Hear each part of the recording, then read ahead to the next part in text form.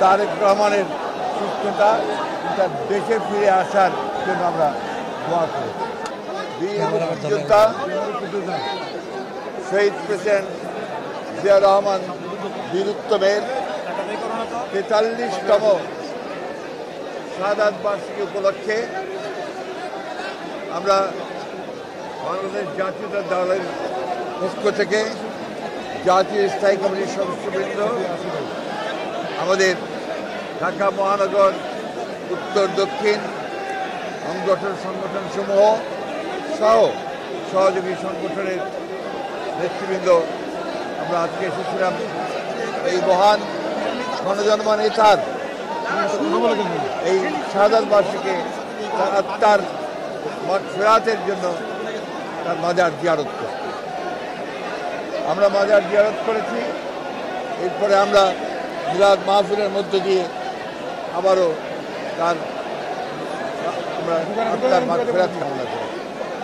সেই সঙ্গে আমরা কামনা করেছি গণতন্ত্রের মহাপুরুষের নেত্রী, যাকে আজকে অন্যায়ভাবে মিথ্যা মামলা দিয়ে সাজা দিয়ে সম্পূর্ণ বেআইনিভাবে ক্ষমতাকে চিরস্থায়ী করবার লক্ষ্যে আমাদের বাংলাদেশের মানুষের নয়নের মণি দেশনেত্রী বেগম খালেদা জিয়া, তাকে তার সুস্থতার জন্য এবং তার মুক্তির জন্য আমরা এখানে দোয়া করি। আমরা দোয়া করেছি আমাদের বর্তমান চলমান যে গণতান্ত্রিক আন্দোলন, সেই আন্দোলনের আমাদের যিনি নেতৃত্ব দিচ্ছেন, সারা বাংলাদেশের মানুষ যার দিকে তাকিয়ে আছে, আমাদের ভারপ্রাপ্ত চেয়ারম্যান জনাব তারেক রহমানের সুস্থতা তার দেশে ফিরে আসার জন্য আমরা দোয়া করি। ওয়ালটন ফ্রিজ কিনে অনেকের মতো আপনিও হয়ে যেতে পারেন মিলেনিয়াল, সেরা পণ্যের সেরা অফার। আমরা দোয়া করেছি আমাদের শত শত হাজার নেতা কর্মী যারা কারাগারে আটক রয়ে আছেন তাদের মুক্তির জন্য। আমরা দোয়া করেছি আমাদের যে সমস্ত কর্মী এই গণতান্ত্রিক আন্দোলনে শাহাদাত বরণ করেছেন তাদের আত্মার মাগফিরাত কামনা করছি।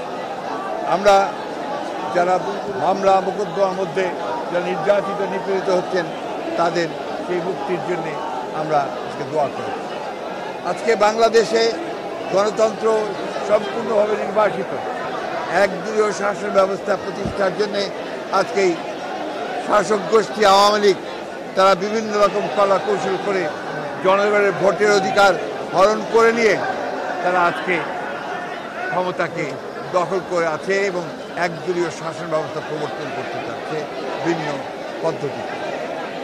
তাই আজকে আমরা এখানে শাহাদাত বার্ষিকীতে শপথ নিয়েছি যে আমরা যুবক তরুণ মানুষ আবার বৃদ্ধ বনিতা আজকে আমাদের অধিকার রক্ষার জন্যে, বাংলাদেশের স্বাধীনতা সার্বভৌমত্ব রক্ষার জন্য আমরা যে আন্দোলন চলছে সে আন্দোলনকে আরও বেগবান করব এবং আন্দোলনের মধ্য দিয়েই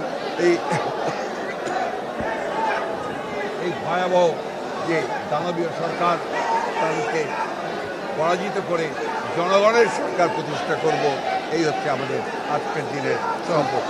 ধন্যবাদ। পারবো না,